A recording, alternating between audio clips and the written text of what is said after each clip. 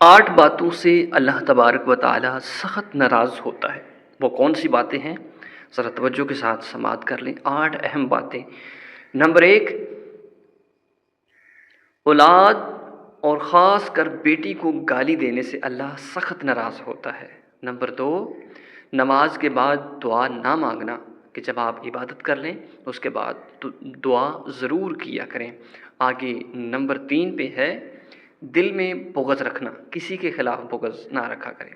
Number 4, दस्तरख़्वां पर बातें करना, इस्लाही बातें कर लेनी चाहिए। नंबर 5, मेहमान को देखकर मुँह बनाना।